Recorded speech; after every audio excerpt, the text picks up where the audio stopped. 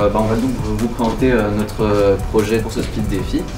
Donc on a produit ça, qu'on a appelé le Rescue Cube. Donc cet après-midi, nous sommes donc sur le site de l'École supérieure du bois de Nantes. Nous assistons en tant que membre du jury à la soutenance des étudiants qui nous présentaient donc le résultat du projet Speed Défi 2023. L'objectif de ce projet, c'est de produire donc un parcours de TAS, de technique d'autosauvetage, sauvetage de sauveteurs, qui soit à la fois déplaçable, transportable, livrable dans des centres de secours qui ne sont pas actuellement dotés de parcours TAS fixes. Là, je vois que vous n'avez pas oublié de mettre la possibilité de mettre de l'appareil à fumer.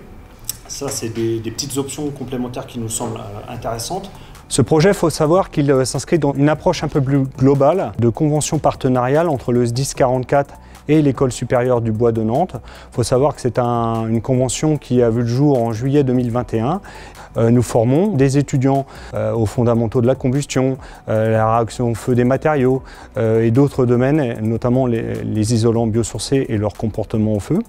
Et en contrepartie, l'École supérieure du bois dispense de l'enseignement auprès des préventionnistes du SDIS 44 et puis travaille également sur des projets similaires à ce qu'on vient de voir cet après-midi avec la construction des parcours TAS. Alors le Speed Défi est un exercice de créativité qui dure à peu près une semaine, donc ça dure très peu de temps.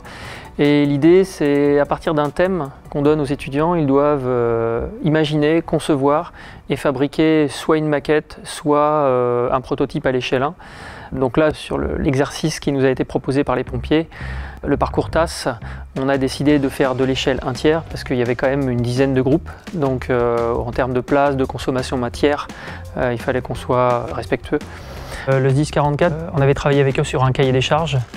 Donc il y avait des choses imposées, il y avait 3 parcours imposés, le parcours à l'échelle pour la sortie, le passage de brèche et également le passage dans un tunnel avec les câbles. Et puis ensuite on avait donné aux étudiants la possibilité d'imaginer un parcours, n'importe lequel, quel qu'il soit.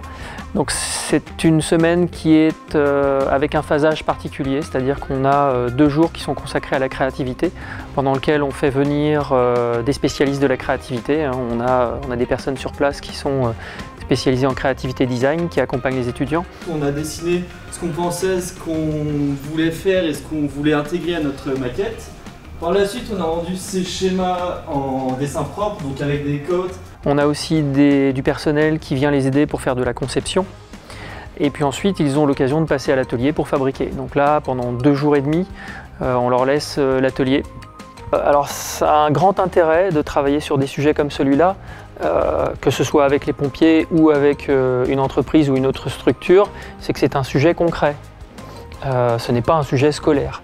Et là, les étudiants sont d'autant plus motivés qu'ils savent que derrière, il y aura sans doute une suite et que les idées qu'ils auront pu imaginer seront mises en œuvre sur la V2. Et avec tout ce qu'on a récolté comme données, on va pouvoir concaténer un petit peu tout ça, faire le point avec le SDIS 44 et voir avec eux qu'est-ce qu'on garde, qu'est-ce qu'on laisse et qu'est-ce qu'on va en faire finalement pour la suite. Et l'objectif, c'est d'arriver sur un prototype échelle 1 qui sera viable et utilisable par vos soins. On a vu des maquettes qui sont de belle qualité et ça, je tenais à le souligner. On voit que vous y avez mis du cœur. On voit que vous y êtes impliqués dans la réalisation de ce projet, donc bravo à tous.